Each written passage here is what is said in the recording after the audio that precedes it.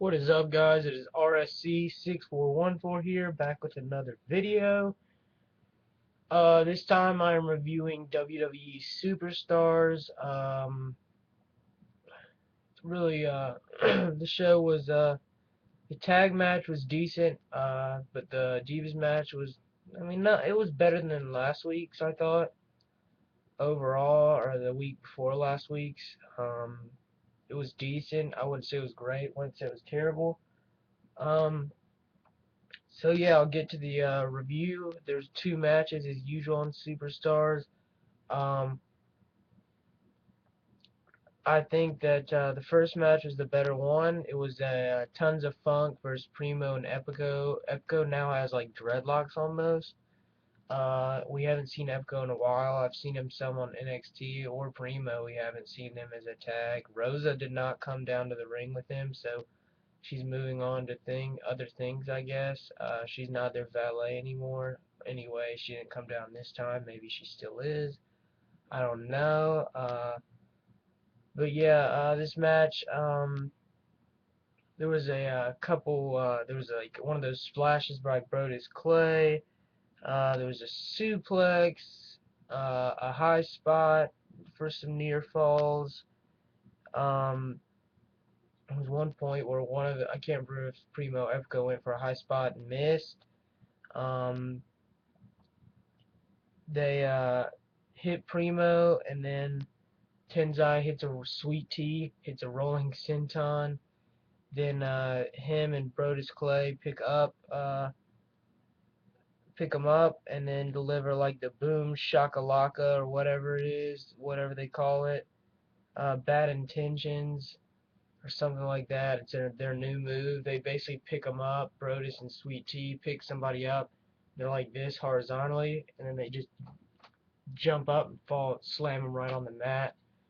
I'm not exactly sure what that move's called, but that's what Brodus and Tenzai beat him with. Primo and Evko got some offense in, like I said, but Tons of Funk dominated some more of the match, I'd say. Tons of Funk delivered a couple suplexes, like I said. Primo and Epco, I think, delivered a couple high spots for near falls. And Brodus Clay delivered one of those splashes, I think, for a near fall too. Um, but yeah, I think this match is decent. I'm really glad Primo and Epco returned to WWE TV, if you consider Superstars TV, because it's on Hulu Plus. Uh, I really enjoyed this match. Like I said, I know I've said that a lot, but just because Primo and Epco, for the fact that they return, they're my favorite tag team currently in WWE. If you haven't caught on the pattern, I like a lot of odd, obscure wrestlers, not many other people like, jobbers, I should say. But Primo and Elko aren't really jobbers. They just haven't. Lately maybe a little, but haven't seen them on TV in a while. I'm really glad they're back. Hopefully there'll be a pattern, and maybe they'll pick up the tag team championships again in the future. Um, I liked their title run. I know some people didn't, but I thought it was one of the better title runs in the past year. It made the most sense as them as tag team. Them and the Usos, just because they're brothers and cousins. Those two tag teams make the most sense. But yeah, I really like Primo and Epico. They're my favorite tag team. I'm glad they're back, and I'll leave it at that. They lost. Now we have a bunch of video segments and recaps from Raw, the Stephanie McMahon and Vince McMahon when they talked about Triple H not going up against Kurt Axel. And then we had Ryback, and they showed like a little video package highlight thing of how great Ryback is and what he's done lately and blah blah blah, yada yada yada. Um, then it takes us to our final match, which is a Divas match, Natalya versus Tamina. I really like both of these Divas. I think they're some of the best wrestling Divas in WWE as far as wrestling goes. I think they're the two most talented wrestlers.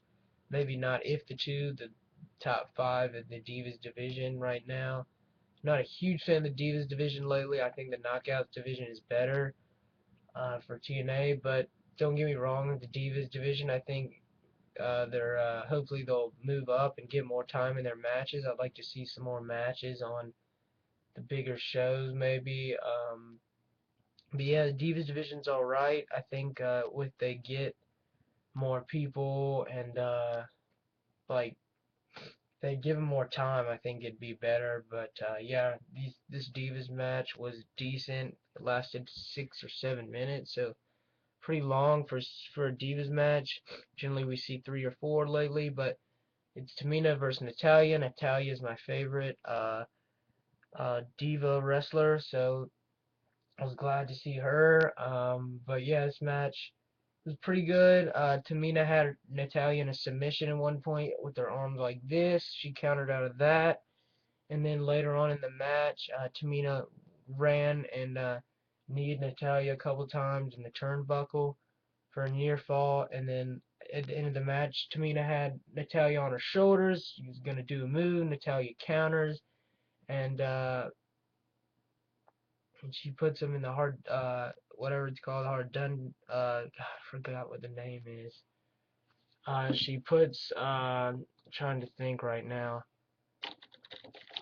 She puts, Tamina in the, what's that move called? I forget. Whatever. She puts her in a submission maneuver and, basically beat the sharpshooter. She puts her in the sharpshooter. Sorry guys, I drew a blank for a second.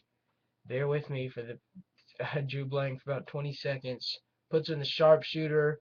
Tamina taps out, and Natalya wins via submission. Match was decent. The tag match was decent, and the show I'll give it a 5.5 out of 10 stars. Overall grade is what I'll give Superstars. Episode was decent. It's generally a higher grade than what I normally give it. Generally, I'll give it a 4, 3.5, but these two matches were pretty good, and I think it's worthy of a 5.5. So yeah, I hope you guys enjoyed it. Sorry I drew a blank on the sharpshooter maneuver. Check out my other videos and subscribe. Thanks, guys.